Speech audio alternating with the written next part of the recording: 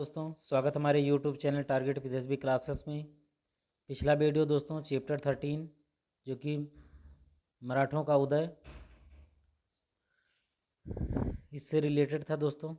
ये चैप्टर दोस्तों मुगलकालीन समाज एवं संस्कृति, ठीक है, मुगल लोग कैसे भारत में आए और हमारे समाज में कैसे घुल मिल गए, उन्होंने किस संस्कृति का विकास किया, उनका कैसे खान पीन था, उनका कैसे पहनावा था, ठीक है, इन सब के बारे में हम इस चैप्टर में पूरा डिटेल में अध्ययन करेंगे। ठीक है, उन लोगों ने कौन कौन सी टेक्निकल चीज़ें हमारे यहाँ लेकर के आई, क्या क्या उन लोगों ने बनवाया, ठीक है, कौन कौन से स्थापत्य कला बनवाए और वो हमारे लिए काफ़ी उपयोगी साबित हुए। तो इन सब के बारे में हम यहाँ पे पूरा डिटेल में पढ़ने वाले हैं दोस्तों आज। ठीक है, कौन कौन सा किला बनवाया और ये किला कहाँ पर स्थित है, किसने बनवाया था, ये सारी चीज़ें जो है यहाँ पर दी गई हैं, किससे बनवाई गई थी। ठीक है, इस चैप्टर में हम इसके बारे में पढ़ेंगे किसकी चीज़ों का विकास किया था इन लोगों ने। ठीक है, संगीत का विकास कैसे हुआ, व्यापार कैसे इसमें चरम सीमा पे पहुंचा। ठीक है, इन सब के बारे में हम यहाँ पे डिटेल में अध्ययन करने वाले हैं। ठीक है, खगोलशाला के बारे में यहाँ पे पढ़ेंगे, खगोल वेधशाला के बारे में। ठीक है, आर्थिक स्थिति उनकी कैसी थी, तो इन सब के बारे में हम यहाँ पे आज जानने वाले हैं दोस्तों। ठीक है, किन किन चीज़ों का उन्होंने विकास किया, क्या क्या चीज़ हमारे यहाँ लेकर के आए, इन सब के बारे में आज हम यहाँ पे डिटेल में अध्ययन करने वाले हैं। तो लास्ट तक दोस्तों वीडियो में ज़रूर बने रहिएगा। ठीक है, आप लोग वीडियो को स्किप कर देते हैं, पूरा नहीं देखते हैं। तो आइए देखते हैं दोस्तों चैप्टर नंबर 14, मुगलकालीन समाज एवं संस्कृति। मुगलों के शासनकाल में देश में सामाजिक, राजनीतिक, आर्थिक जीवन में महत्वपूर्ण परिवर्तन हुए। ठीक है, तो क्या क्या परिवर्तन हुए, सामाजिक, राजनीतिक, आर्थिक जीवन में महत्वपूर्ण परिवर्तन हुए। भारत के विभिन्न भागों तथा अलग अलग धर्मों और नस्लों के लोगों ने अनेक प्रकार से सांस्कृतिक विकास में योगदान दिया, जिससे एक नई संस्कृति का विकास हुआ। सामाजिक एवं धार्मिक स्थिति। भारत में मुगलों के आगमन से सामाजिक जीवन पद्धतियों में बदलाव आया। जातीय व्यवस्था के अंदर ही नई जातियों और उपजातियों का उदय हुआ। ठीक है, जैसे एक जाति के अंदर कई सारी जातियां क्या हो गई, बन करके उभर करके सबके सामने आई। मुगल काल में सम्राट और उसका परिवार सबसे ऊंचा था। ठीक है, इसके उपरांत दूसरे वर्ग में कौन थे, उलेमा थे। ठीक है, ये पवित्र धार्मिक व्यक्ति थे, धार्मिक गुरुज भी जिसे कहते हैं दोस्तों, सैयद और शेख आदि ये सब आते थे। द्वितीय वर्ग में कौन थे, मुस्लिम थे, अमीर, अधीनस्थ राज्यों के शासक, जमींदार और जागीरदार थे। ठीक है, तो ये सब द्वितीय वर्ग में थे। मध्यम वर्ग में अध्यापक थे, हकीम, ज्योतिषी, कवि, व्यवसायी, कोतवाल, चौकीदार, काजी, चौधरी। ठीक है, ये सब मध्यम वर्ग में आते दोस्तों। ठीक है, ये क्वेश्चन पूछा जा सकता है कि मध्यम वर्ग में मुगल काल में कौन कौन से लोग आते थे। ठीक है, इसमें दे देगा उलेमा ऑप्शन में। ठीक है, मुगल काल का परिवार, और फिर दे देगा कृषक वगैरह, ये सब ऐसी सारी चीज़ क्या देगा, ऐसे जो है ऑप्शन बना करके दे देगा। ठीक है, तो जब आप पढ़े रहेंगे तभी आप ऑप्शन पे टिक कर पाएंगे। उसके बाद क्या आते हैं, भूमिहीन, कृषक, श्रमिक, गरीब, निसहाय जिसका कोई सहारा ना हो, और दास, ये सब की श्रेणी आती थी। ठीक है, तो समझ गए आप लोग। मध्यम वर्ग में अध्यापक, हकीम, ज्योतिषी, कवि, व्यवसायी, कोतवाल, चौकीदार, काजी, ये सब आते थे। उसके बाद दासों का था एक। ठीक है, लास्ट में एकदम हिंदू समाज जातियों और उपजातियों में विभाजित था। समाज में ब्राह्मणों का प्रमुख स्थान था। मुगल शासन में इन वर्ग के लोगों को, ठीक है, अनुदान दिया जाता था, उपहार दिया जाता था और राजा के यहाँ आश्रय भी प्राप्त था। उसके बाद क्षत्रियों का वर्ग था, उनको प्रशासन और सेना में महत्वपूर्ण पदों पर योग्यता के अनुसार स्थान मिला। तृतीय वर्ग में कौन थे, वैश्य, व्यापारिक समुदाय में उनकी महत्वपूर्ण स्थिति थी। समाज के निम्न स्तर के लोग चौथे वर्ग में थे, इसमें पेशेवर समूह भी शामिल थे। मुगलों के आगमन से पर्दा प्रथा अधिक व्यापक हुई। आप देखिए यहाँ पे क्या क्या विकास हुआ, पर्दा प्रथा अधिक व्यापक हुई। ठीक है, ठीक है, जो स्त्रियां पर्दा नहीं करती थीं वो भी पर्दा करने लगीं। स्त्रियां पुनर्विवाह या पिता की संपत्ति में हिस्से का दावा नहीं कर सकती थीं। ठीक है, दोबारा विवाह नहीं कर सकती थीं और पिता की संपत्ति में अपना हक, अपना अधिकार नहीं मांग सकती थी, ठीक है, उनकी संपत्ति में। मुगल काल में शासक वर्ग शान शौकत के साथ जीवन व्यतीत करते थे, ठीक है, यानी कि उनको किसी भी प्रकार की कमी नहीं होती थी। दूसरी ओर किसान, दस्तकार, श्रमिक अत्यंत गरीबी में अपना जीवन व्यतीत करते थे, ठीक है। तो जहाँ पे जो शासन से रिलेटेड हैं, ठीक है, जो सम्राट से रिलेटेड थे, वो तो अपना जीवन ऐशो आराम के साथ व्यतीत करते थे। लेकिन दूसरी ओर, ठीक है, जिससे देश चलता आज भी दोस्तों, उस समय की बात नहीं है, इनका जीवन स्तर क्या है आप हमको कमेंट बॉक्स में बताइएगा। किसान की, बुनकरों की, ठीक है, और जो श्रमिक हैं, लेबर है, काम करने वाले, उनकी जीवन दशा आज क्या है। अगर वो ना हो तो क्या देश चल पाएगा। सबकी शान शौकत और आराम कहाँ चली जाएगी, ये आप खुद सोच सकते हैं। मुगल काल की संपन्नता का आधार किसानों एवं श्रमिकों की मेहनत थी, और उन्हीं के घर क्या थी, क्या लिखा है, गरीबी बस्ती थी, ठीक है। यहीं से आज भी देश चलता है, और सबसे अधिक गरीबी कहाँ पे है, इन्हीं के घरों में। सांस्कृतिक समन्वय, मुगल काल के अधीन भारत में स्थापत्य, चित्रकारी, साहित्य, संगीत का विकास हुआ। इस दृष्टि से मुगल काल को गुप्त काल के बाद उत्तर भारत का दूसरा स्वर्णकाल कहा जाता है, ठीक है।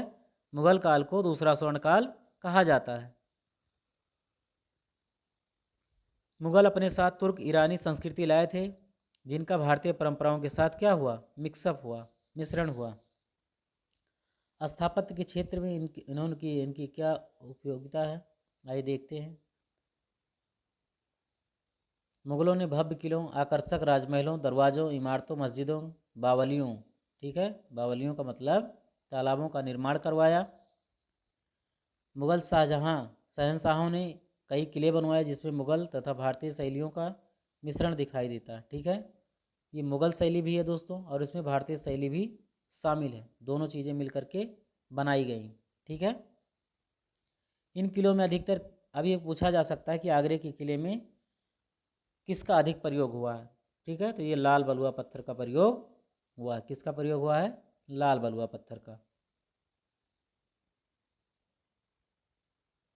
आगरा का किला किसने बनवाया था दोस्तों, अकबर ने बनवाया था। किसने बनवाया था, अकबर ने।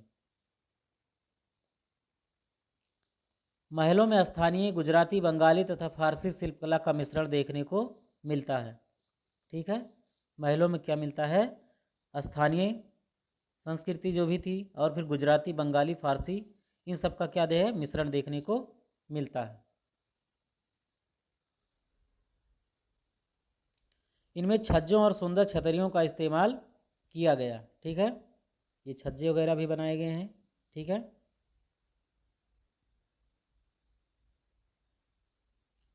इनकी दीवारों और छतों की सजावट में फारसी और मध्य एशियाई का प्रभाव देखा जा सकता है। यह है दोस्तों जोधाबाई का महल का छज्जा, ये गुजरात शैली में बनाया गया दोस्तों, ठीक है। अब यहाँ पे संस्कृति में हम दोस्तों यही पढ़ते हैं। अब यहाँ पे क्वेश्चन बना के दे दिया जाएगा, जोधाबाई महल का जो छज्जा है, ठीक है, वो किस शैली में बनाया गया है, तो गुजरात शैली में बनाया गया। किस में बनाया गया है, गुजरात शैली में। दोस्तों क्वेश्चन कहीं से भी आ सकता है, तो आपको चौकन्ना रहना है, ठीक है। ये दोस्तों शाहजहां द्वारा बंगला शैली में निर्मित आगरे के किले का एक छज्जा है, ठीक है, इस शैली में बनाया गया था। कई इमारतों में सफ़ेद तथा लाल बलुआ पत्थरों का प्रयोग किया गया, ठीक है। ये हुमायूं का मकबरा है दोस्तों, दिल्ली में। ये दोस्तों लाल बलुआ पत्थर की बजाय सफ़ेद बलुआ पत्थर का प्रयोग इसमें हुआ है, ठीक है। इसमें लाल बलुआ पत्थर का प्रयोग हुआ है, आप देख सकते हैं। ये अकबर का मकबरा सिकंदरा में बनवाया गया था। मुगल शहंशाहों ने इमारतों को सजाने के लिए अर्ध बहुमूल्य पत्थर जैसे नीलमणि, फिरोजा, इन सब का प्रयोग फूल पत्तियों की आकृतियाँ तथा ज्यामितीय आकारों को बनाने के लिए प्रयोग किया। देखिए यहाँ पे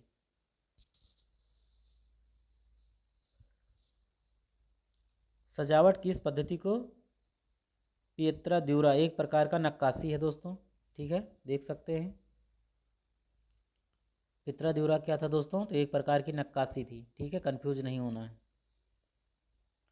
कुछ इमारतों में अरबी भाषा में कुरान की आयतें भी देखने को मिलती हैं,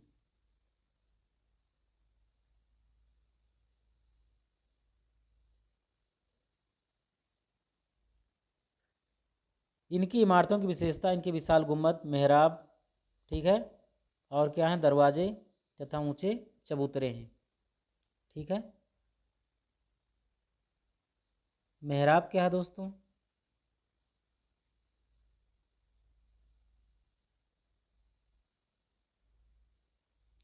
ये है मेहराब दोस्तों। दरवाजे के ऊपर जो बना रहता है वो सब क्या है, मेहराब है।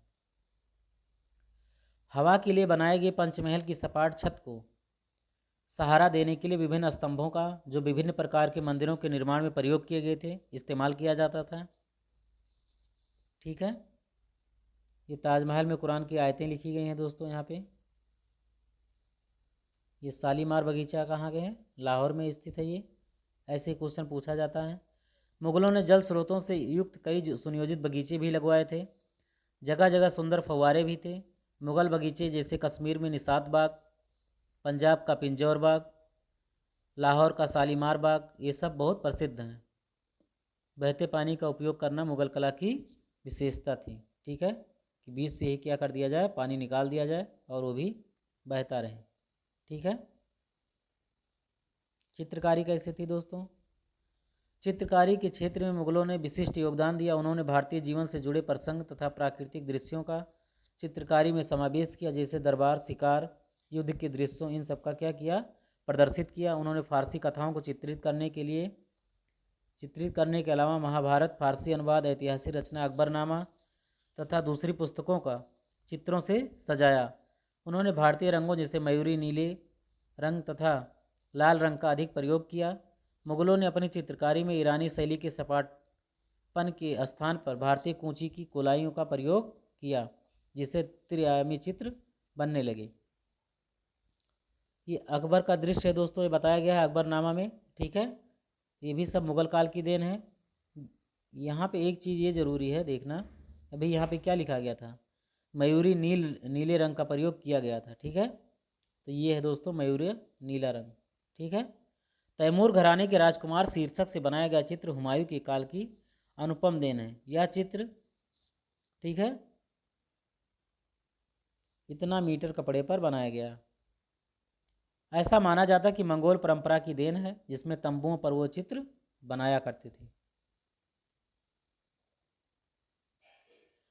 अकबर के अधीन पुर्तगाली पादरियों ने दरबारी में यूरोपीय चित्रकारी का समावेश किया। उनके चित्रों में दूर दिखने वाली आकृतियों को छोटा दर्शाने के सिद्धांत को अपनाया। इससे आकृतियां अपने सही परिप्रेक्ष्य में सामने आती थीं। जहांगीर के काल में चित्रकारी विकास की बुलंदियों तक पहुंची। जहांगीर के शासनकाल में मनुष्य की एकल आकृतियों और पशुओं की आकृतियों के चित्रण में विशेष प्रगति हुई। ये मंसूर द्वारा बनाया गया क्या है, जेब्रा का चित्र है।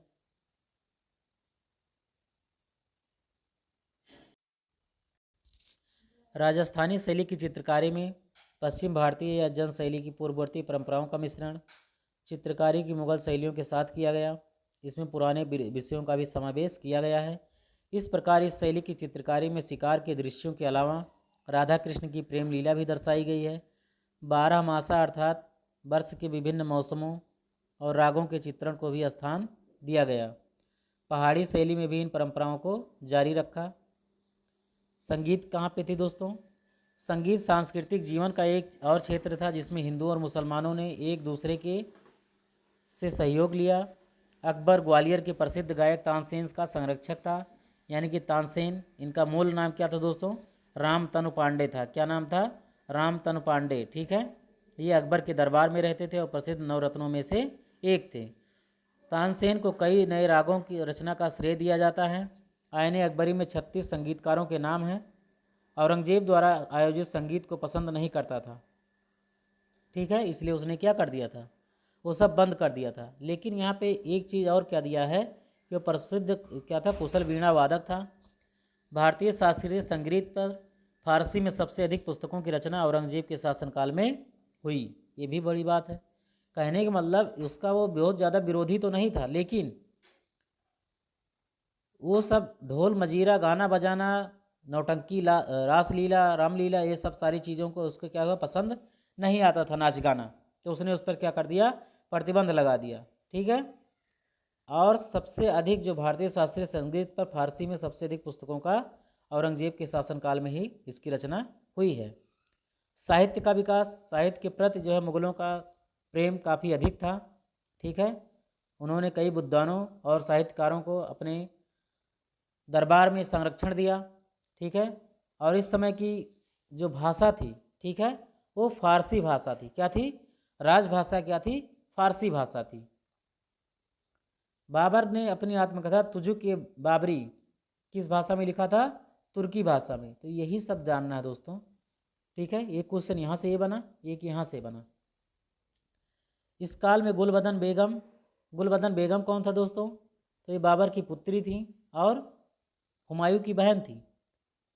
अबुल फजल बदायूनी, मोहम्मद कामगार, अब्दुल हमीद लाहौरी, ये भी सब क्या किए? फारसी में रचनाएं लिखी। अकबर ने अथर्ववेद, महाभारत, हरिवंश पुराण, रामायण, इन सब का क्या किया? फारसी में ट्रांसलेशन करवाया। शाहजहां का पुत्र दारा शिकोह फारसी और संस्कृत का बहुत बड़ा विद्वान था। उसके सहयोग से उपनिषद, भगवत गीता का फारसी में अनुवाद किया गया। अकबर के समय में हिंदी कविता का सर्वाधिक विकास हुआ। मलिक मोहम्मद जायसी, अब्दुल रहीम खान खाना, नंददास उसके काल के प्रमुख कवि थे। महाभारत का अनुवाद बदायूनी द्वारा रज्मनामा, ठीक है, रज्मनामा का मतलब युद्धों की पुस्तक, ठीक है, ये सब किसके द्वारा लिखी गई थी? बदायूनी द्वारा। इसके काल में स्थानीय कवि भी उभरे, जैसे तुलसीदास, सूरदास, मीराबाई। ठीक है, ये सब अकबर के समकालीन ही थे। ये क्वेश्चन पूछा जाता है कि तुलसीदास, सूरदास या मीराबाई किसके समकालीन माने जाते हैं। ठीक है, तो अकबर। यातायात का क्या विकास हुआ दोस्तों? यहाँ पे देखेंगे। मध्यकाल में यातायात के लिए दो साधन प्रयोग होते थे। ठीक है, माल व सामान सड़क मार्ग से आता जाता था। इन मार्गों पर दोनों तरफ छायादार वृक्षों की कतार होती थी ताकि यात्री क्या करें? स्थान स्थान पर क्या कर सके? अपना विश्राम कर सके। ठीक है, और उसकी छांव में सुस्ता सके। और जगह जगह पर क्या बनाए गए थे? सराय या विश्राम गृह बनाए गए थे ताकि वो रुक सके, भोजन पानी की व्यवस्था कर सकें। व्यापार हेतु जलमार्ग का भी प्रयोग किया गया था। कश्मीर, बंगाल, सिंध, वर्तमान उत्तर प्रदेश, पंजाब में नदी या जल मार्ग में अधिक प्रयोग किया जाता था। ठीक है, तो कश्मीर, सिंध का मतलब पाकिस्तान का क्षेत्र, ठीक है, और वर्तमान उत्तर प्रदेश और पंजाब में नदी या जल मार्ग का अधिक प्रयोग किया जाता था। व्यापार 17वीं शताब्दी के बाद में भारत में व्यापार प्रसार के कई महत्वपूर्ण कारण थे। सबसे महत्वपूर्ण कारण क्या था? देश की राजनीतिक एकता तथा बड़े क्षेत्र में शांति व्यवस्था की स्थापना थी। मुगलों ने सड़क और सरायों के निर्माण की ओर विशेष ध्यान दिया। ठीक है, जिससे क्या हुआ? यातायात, ट्रांसपोर्टेशन में क्या हुआ? बहुत अधिक सुविधा हुई। साम्राज्य में किसी भी वस्तु के आयात के लिए समान कर निर्धारित किए गए। ठीक है, ये सबके लिए एक समान टैक्स लिया जाएगा। मुगलों ने शुद्ध चांदी के रुपयों का प्रचलन आरंभ किया, जिसकी सारे भारत में ही नहीं वरन विदेशों में भी क्या थी? मान्यता थी, यानी कि सबको उसको मानते थे, मंगवाते थे। ठीक है, इससे भारत के व्यापार को और भी अधिक बढ़ावा मिला। ठीक है, जब आप उसकी वैल्यू करेंगे, मंगवाएंगे, तो इससे क्या होगा? भारत की प्रसिद्धि और भी बढ़ेगी। इस काल में भारत में महत्वपूर्ण व्यवसाय था कपड़े बनाना। सूती कपड़े तैयार करने के केंद्र देश भर में थे। इनमें प्रमुख थे गुजरात में पाटन, उत्तर प्रदेश में बनारस, जौनपुर, बिहार में पटना, उड़ीसा एवं बंगाल बहुत से गांव थे। ढाका जिला विशेष रूप से अपने मलमल के महीन कपड़े के लिए प्रसिद्ध था। ठीक है, तो यहाँ पे याद रखने की क्या बात है? ढाका जिला अपने मलमल के महीन कपड़े के लिए प्रसिद्ध था। कपड़ों के रंगने का व्यवसाय भी उन्नत दशा में था। साल तथा गलीचा बुनने के व्यवसायों ने अकबर के संरक्षण में उन्नति बहुत किया। एक और कारण जिससे भारत का व्यापार बढ़ा हुआ था, 17वीं शताब्दी के आरंभ में अंग्रेज तथा डच व्यापारियों का भारत आना। भारत के व्यापारियों ने इनका स्वागत किया क्योंकि इनसे समुद्र व्यापार व पुर्तगालियों के एकाधिकार को समाप्त करने में सहायता मिला। भारत का यूरोपीय बाजारों के साथ सीधा संपर्क स्थापित हो गया। ठीक है, कालीकट, मछलीपट्टनम, हुगली, श्रीपुरा, चटगांव, ये सब बहुत ही समृद्ध बंदरगाह थे। समृद्ध का मतलब इन सब मामले में बहुत धनी बंदरगाह थे। यहाँ से भारतीय माल अफ्रीका के समुद्र तट, दशमिक और सिकंदरिया तथा यूरोप के विभिन्न देशों को ले जाया जाता था। साथ ही यह माल चीन, लंका, इंडोनेशिया, भारतीय टापुओं को जाता था। इन वस्तुओं में गुड़, चीनी, मक्खन, रुई से निर्मित वस्तुएं, अनाज, तेल, बाजरा, ज्वार, चावल, नील, सुगंधित पदार्थ, कपूर, लौंग, नारियल, चंदन की लकड़ी, अफीम, काली मिर्च, ये सारी वस्तुएं, लहसुन, ये सब क्या होता था, इनका व्यापार बहुत बड़े पैमाने पर होता था। इसी प्रकार सोना मुख्यतः द्वीप समूहों, चीन, जापान, मोरक्को आदि से तथा मूंगा व अन्य रत्न फारस व अरब के राज्यों से आते थे। पारा लिस्बन से, पारा कहाँ से आता था, लिस्बन से। सीसा, ऊनी वस्त्र, सिल्क, साटन के कपड़े यूरोप से आते थे। जहाँ तक थल मार्ग से व्यापार की बात है, मध्य एशिया, तिब्बत एवं अफगानिस्तान से मेवे, फल, हींग, कस्तूरी, सोना, तांबा, सीसा, शहद, सुहागा, मोम, पक्षी एवं घोड़े आयात किए जाते थे। इसी तरह देश के भीतर आंतरिक व्यापार भी उन्नत था। प्रत्येक गांव में एक छोटा बाजार होता था। कस्बे के बड़े बाजार समय समय पर लगते थे। फेरी वाले भी अच्छा व्यापार करते थे। बंजारे दूरस्थ प्रदेशों तथा सेनाओं की आपूर्ति का काम करते थे। कई बार हमें बड़े काफिलों का उल्लेख मिलता है जिसमें माल 40,000 बैलों के ऊपर लदा रहता था। ठीक है, मुगल कालीन मूल्यांकन देखेंगे। संस्कृति, मुगल शासकों ने भारत में सामाजिक सांस्कृतिक समन्वय के क्षेत्र में महत्वपूर्ण योगदान दिया। इस दिशा में भक्ति और सूफी संतों के सहयोग का भी जनता पर बहुत अधिक प्रभाव पड़ा। सूफी संतों ने मानव को शांति व भाईचारे का संदेश दिया। इससे हिंदू मुस्लिम एक दूसरे के निकट आए। सूफी संतों ने शेख सलीम चिश्ती, मखदूम शेख, अब्दुल कादिर, शाह हुसैन, शेख अब्दुल हक, शेख मोहम्मद गौरी, शेख अहमद सर और शाह वली उल्लाह मुख्य हैं। ठीक है, इस काल में भक्ति संतों ने सर्वप्रथम गुरु नानक देव हैं। उन्होंने महान सूफी संत शेख फरीद के साथ सत्संग किया। नानक ने जातीय भेदभाव व आडंबर को समाप्त करने का प्रयास किया। ठीक है, जो जातीय भेदभाव था उसमें एकता लाई और जो बाहरी दिखावा था उसको भी समाप्त करने की बात कही। इसी काल में तुलसीदास, सूरदास, मीराबाई, मलूकदास, दादू दयाल, रज्जब, चैतन्य महाप्रभु, ये सब भक्त संत क्या हुए, अधिक उभर करके सामने आए।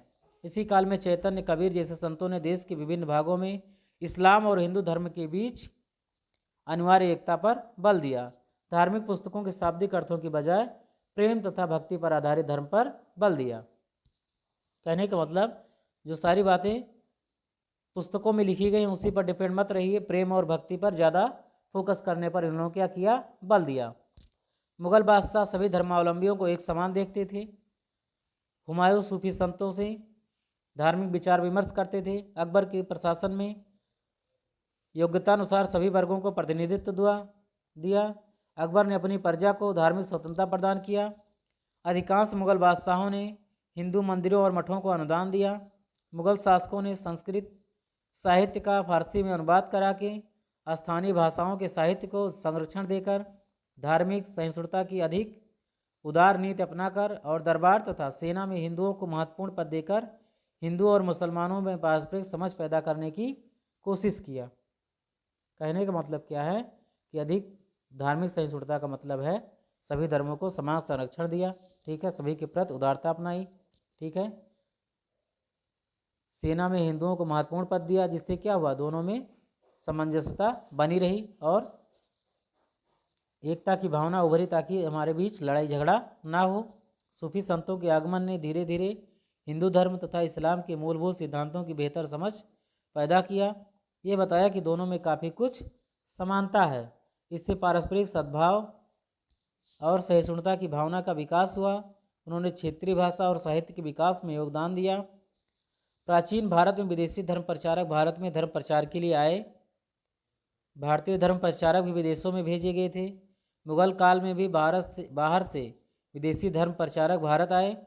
तकनीकी एवं प्रौद्योगिकी, मध्यकालीन भारत में वार्षिक कैलेंडर के निर्धारण, प्रमुख पर्वों, त्योहारों, ग्रहणों, ज्योतिष, ग्रहों, नक्षत्रों के निर्धारण में खगोल की उपयोगिता थी। ठीक है, यानी कि इन सब के विकास में मुगल काल में अत्यधिक प्रोत्साहन मिला। शेरे मंडल की तीसरी मंजिल पर हुमायूं की विकसित वेधशाला में पुस्तकालय थी। ठीक है, शेरे मंडल का निर्माण किसने करवाया था, शेर शाह ने, लेकिन बाद में हुमायूं ने उसको एक पुस्तकालय का रूप धारण करवाया था। ग्रहों एवं ज्योतिष में उसका व्यक्तिगत ज्ञान अत्यधिक था। अकबर के काल में बनारस की वेधशाला का निर्माण उसके निर्देशानुसार हुआ था। अकबर ने एक नवीन कैलेंडर का निर्माण कराया जिसे इलाही नाम दिया गया। इसकी शुरुआत उसके शासनकाल के प्रथम दिन से मानी गई। इतिहासकारों के अनुसार तुर्क और मुगल शासकों का समुद्र से कोई संबंध नहीं था। मुगलों ने विदेश व्यापार को महत्व दिया, इसलिए यूरोपीय व्यापारी कंपनियों को संरक्षण और समर्थन भी दिया, परंतु वह राष्ट्र के विकास में नौसैनिक शक्ति को महत्व नहीं समझ पाए, इसलिए हम लोग इस सब में पीछे रह गए। भारतीय शिल्पी जहाज निर्माण जैसे क्षेत्रों में यूरोपीय शिल्पियों की नकल करते थे। यद्यपि भारतीय कारीगर काफ़ी कुशल थे, लेकिन उनकी यांत्रिक क्षेत्र में भी विकसित नहीं हुई थी। भारत का नौसैनिक क्षेत्र में पिछड़ा होना विज्ञान तथा प्रौद्योगिकी के क्षेत्र में उसके पिछड़ेपन का सूचक था। तोप खाने के क्षेत्र में यूरोपीय भारतीयों से अधिक श्रेष्ठ थे। मुगल सेना के पास भारी तोपें होती थी जिन्हें एक स्थान पर दूसरे स्थान पर ले जाना कठिन होता था, तथा उनके पास कुछ हल्की तोपें भी हुआ करती थी। फ्रांसीसी यात्री कहाँ का था? फ्रांस का था। बर्नियर ने मुगल तोपखाने के लिए कहा है कि हल्की तोपें रकाब तोपों की तरह थी और बहुत अच्छी थी। ठीक है, तो 18वीं शताब्दी में दोस्तों अहमद शाह अब्दाली ने, ठीक है, ऊँटों पर रखकर तोपें चलाने की बात सामने आई थी, ठीक है, ताकि वो आराम से घूम सके, इसलिए मराठा सेना क्या हो गई थी? पराजित हो गई थी। 17वीं शताब्दी में बंदूक का इस्तेमाल होने लगा, जबकि भारत में 18वीं शताब्दी में बंदूक का प्रयोग आरंभ हुआ। ठीक है, ये लोह का एक टोप है, ठीक है, इस पर कुछ भी लग जाए तब भी कुछ होने वाला नहीं है। ये बारूद रखने का मुगलकालीन बर्तन है। आर्थिक स्थिति कैसी थी दोस्तों? मुगल काल में आर्थिक विकास में और अधिक प्रगति हुई। व्यापार और वस्तु निर्माण का विस्तार हुआ, खेती-बाड़ी में भी सुधार हुए, परंतु यूरोप की तुलना में भारत न केवल विज्ञान और प्रौद्योगिकी क्षेत्र में बल्कि अन्य मामलों में भी अभी पिछड़ा ही रहा। माल का ज़्यादातर निर्माण छोटे पैमाने पर ही किया जाता था। मशीनों का कोई इस्तेमाल नहीं किया गया। कारीगर सरल से सरल औजारों से ही काम करते रहे। नतीजा यह हुआ कि कारीगर चाहे जितना भी कुशल रहा हो, उसकी उत्पादक क्षमता बहुत ही छोटी रही। 17वीं और 18वीं शताब्दी में ददनी प्रथा का प्रचलन हुआ, जिसके अनुसार देसी विदेशी दोनों व्यापारी कारीगरों को काम करने के लिए थोड़ी बहुत पूंजी दिया करते थे। ठीक है, तो ददनी प्रथा क्या थी दोस्तों? जब वो माल व्यापार तैयार कर लेते थे तो उससे ले लेते थे, इससे कारीगर इन लोगों के और भी मोहताज हो गए। ठीक है, ददनी व्यवस्था क्या था दोस्तों? जो व्यापारी थे, ठीक है, कारीगर थे, उनके काम करने के लिए जो पूंजी वगैरह दिया करते, ताकि दोनों के बीच में जो चाहे देसी हो चाहे विदेशी हो, ठीक है, काम करने के लिए क्या हो, पूंजी देना आवश्यक था। इन परिस्थितियों में अंग्रेजों ने भारत को जीतने और एक उपनिवेश बना देने में कामयाबी हासिल किया। भारत का पूरब का कारखाना होने की बजाय पश्चिम के लिए कच्चे माल का आपूर्ति बन गया। ठीक है, कहने का मतलब पूरब का कारखाना नहीं बनाया बल्कि कच्चे माल की आपूर्ति बना दिया। ठीक है, कच्चा माल यहाँ से यूरोप जाएगा, ठीक है, और फिर वहाँ से बन करके सामान भारत आएगा, भारत में बेचा जाएगा। उस समय भारत में छापे खाने का आविष्कार नहीं हुआ था, किंतु मुगलकालीन लेखन कला उच्च कोटि की थी। इस समय 8 प्रकार की सुलेखन शैली का प्रचलन था। मुगलकालीन शासकों ने मदरसों एवं मकतबों के माध्यम से शिक्षा पर भी जोर दिया। अकबर ने गणित, खगोल विद्या, आयुर्विज्ञान, दर्शन और तर्कशास्त्र जैसे विषयों के अध्ययन के प्रसार के लिए उल्लेखनीय योगदान दिया। मुगल काल तक भारत में आलू, कद्दू, टमाटर, हरी मिर्च, अमरूद, सीताफल उगते ही नहीं थे। ठीक है, तो ये सब दक्षिण अमेरिका की सब्जियां और फल जो मुगल काल के अंत में यूरोप के व्यापारी भारत लाए, लेकिन सेम, पालक, शकरकंद, तुरई, करेला, लौकी, भिंडी, बैगन, सब्जियां और केला, आम, अमरूद, तरबूज, बेर, अंगूर, अनार, ये सब हमारे यहाँ बहुत अच्छे मात्रा में होते थे। छापा खाना क्या दोस्तों? छापा खाना प्रेस को कहते हैं। ज्योतिष, ग्रहों एवं नक्षत्रों के आधार पर की जाने वाली भविष्यवाणी। स्थापत्य कला, इमारतों आदि के निर्माण की कला थी दोस्तों। दरगाह क्या था? सूफी संतों की कब्र पर बना स्मारक था। ठीक है, तो ये था दरगाह। आई होप दोस्तों ये मेरा वीडियो आपको पसंद आया होगा।